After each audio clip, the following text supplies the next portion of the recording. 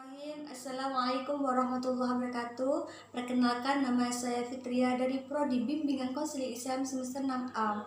Nah, di sini saya mendapatkan sebuah tugas untuk praktek konseling, yang mana tugas ini untuk memenuhi mata kuliah konseling yang diampu oleh Ibu Dr. Haji Fauzia MPD dan Pak Randi Saputra SPD MPD KOS. Nah, permasalahan yang akan saya hadapi, saya mendapatkan sebuah klien yang mana klien yang saya hadapi di sini yaitu tidak percaya diri ketika tampil di depan kelas, baik itu presentasi ataupun bertanya langsung ataupun kuliah online.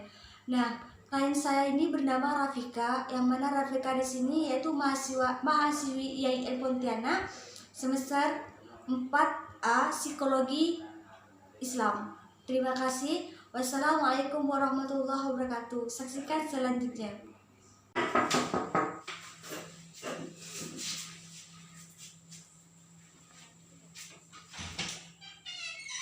Assalamualaikum. Waalaikumsalam. Silakan masuk. Silakan duduk. Wah, Ibu senang sekali bisa bertemu dengan Rafika. Apa kabar Rafika? Kurang baik, Bu. Kalau boleh tahu, kenapa kabar Rafika kurang baik? Entahlah, Bu. Saya merasa sangat sedih dan bingung. Ibu memahami apa yang Rafika rasakan, namun apakah perasaan tidak enak yang Rafika rasakan boleh kita berbagi bersama? Iya, Bu. Saya pikir juga begitu. Kalau begitu, boleh jelaskan? Iya, Bu. Dengan senang hati saya akan menceritakannya. Tetapi mohon dirahasiakan kepada siapapun karena ini adalah masalah pribadi saya. Rafika, tenang saja. Tadi dari awal Ibu tidak jelaskan ya bahwa dalam konseling di sini terdapat 3 asas, yang mana yang pertama asas kerahasiaan. Jadi Rafika bebas menceritakan apa yang Rafika rasakan dan hanya kita yang tahu, hanya Ibu dan Rafika yang tahu. Yang kedua, asas keterbukaan, yang mana Rafika boleh menceritakan semua yang Rafika rasakan kepada Ibu. Dan ketiga, asas kesukarelaan, yang mana dalam mengikuti konseling di sini Rafika tidak ada paksaan dari manapun dan pada siapapun. Jadi itu murni dari Rafika sendiri. Kalau begitu, Ibu ingin tahu sejauh mana perasaan tidak enak yang Rafika rasakan. Di sini Eka bisa leluasa menceritakan permasalahan yang Rafika rasakan.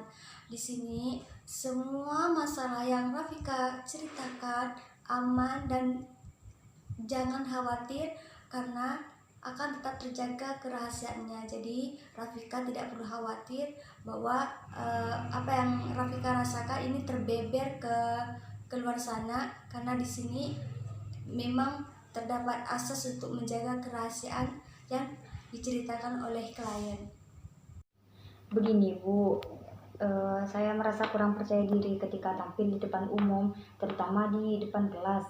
Apalagi masa-masa seperti ini di kuliah online pun saya merasa kurang percaya diri.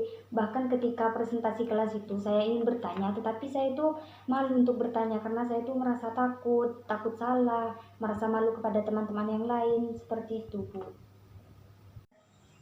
Lalu bagaimana? Ketika saya tampil di kelas, Bu, saya merasa gugup, saya merasa gemeteran, terus saya itu berkeringat. Jadi apapun yang ingin saya sampaikan ataupun saya ingin bertanya itu jadi tidak tersampaikan karena saya merasa malu, seperti itu, Bu. Bisakah Rafika jelaskan lebih jauh perasaan tidak percaya diri yang Rafika rasakan? Saya gemetar ketika tampil di kelas, Bu. Saya juga merasa tidak percaya diri saat akan menjawab pertanyaan dari dosen. Padahal saya hanya menjawab dari tempat saya duduk, dari kursi saya duduk. eh, saya tetap saja merasa gemetar dan ini yang menyebabkan saya tidak aktif di kelas saya, dan juga saya itu kurang tanggap, dan ini yang menyebabkan saya kurang berbicara dan berpendapat ketika dosen saya mengajar di kelas. Oke, baik. Baiklah, kira-kira apa rencana Rafika selanjutnya yang akan Rafika lakukan? Selanjutnya saya akan memperbaiki diri saya dengan cara yang pertama, saya akan mempelajari terlebih dahulu materi-materi yang akan dipresentasikan besok harinya. Yang kedua, saya akan lebih tampil lagi. Yang ketiga, saya akan lebih mengasah diri saya sendiri. Mungkin Rafika berpikir bahwa segala sesuatu itu harus sempurna tanpa ada kesalahan. Apakah demikian?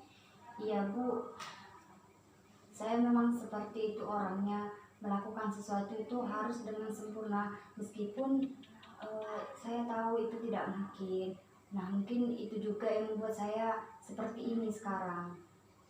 Baik, kalau begitu apakah masalah Rafika tentang bagaimana pertanyaan dosen supaya tidak gugup?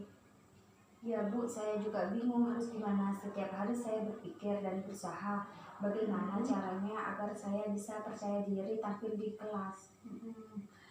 Ya, bagus sekali kalau begitu. Ya, apakah Eka memahami apa yang Eka alami? Yaitu bagaimana Rafika bisa presentasi dan tidak gugup tampil di kelas, baik itu bertanya ataupun presentasi di depan kelas ataupun presentasi secara online ataupun bertanya ketika ingin bertanya apa yang tersampaikan di dalam diri Rafika, sehingga Rafika bisa mengaktualisasikan apa yang Rafika rasakan.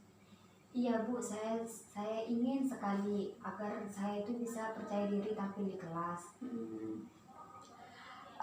Bagus sekali keinginan Rafika tersebut. Ibu sangat senang sekali mendengar. Lalu apakah Rafika sudah memikirkan tentang perasaan yang Rafika rasakan ketika gugup berbicara, baik presentasi ataupun bertanya? Saya masih bingung Bu. Apa yang membuat Rafika bingung? Saya takut jika nanti atau ketika saya menjawab pertanyaan saya ditertawakan oleh teman-teman saya. Apakah Rafika sudah melakukan hal tersebut, melakukan yang terbaik? Rasanya belum Bu. Jika mencobanya saja belum, lalu bagaimana Rafika bisa berpikir negatif tentang hal yang Rafika rasakan? Saya merasa lega dan lebih tenang Bu setelah saya melakukan konseling ini, karena kecemasan dan ketakutan yang saya alami mulai menurun, dan juga tahu langkah-langkah apa yang harus saya lakukan untuk mengatasi rasa tidak percaya diri saya. Setelah mengikuti konseling selama 30 menit, dapat Ibu simpulkan yang pertama bahwa Rafika akan melakukan belajar lebih giat lagi. Yang kedua, Rafika akan lebih tampil percaya diri lagi, bahwa Rafika pasti bisa tampil lebih baik, tidak takut lagi, dan akan percaya diri bahwa tidak semua yang menurut kita itu pikirkan itu salah. Maka kalau kita berpikir salah, maka kita tidak akan pernah benar. Seperti itu, karena orang berhasil itu belajar dari kesalahannya. Kalau kita merasa benar terus, maka kita tidak akan tahu di mana letak salahnya kita. Apakah Rafika benar-benar akan melakukan hal tersebut? Ya Bu, saya akan melakukannya dengan keyakinan.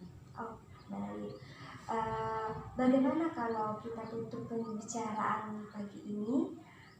Ibu mengucapkan terima kasih atas perhatiannya, atas kesediaan Rafika untuk hadir pada pagi ini di ruangan yang insya Allah penuh barokah ini. Amin, sama-sama Bu. Ya, oke, terima kasih. Sampai bertemu di minggu depan. Ya.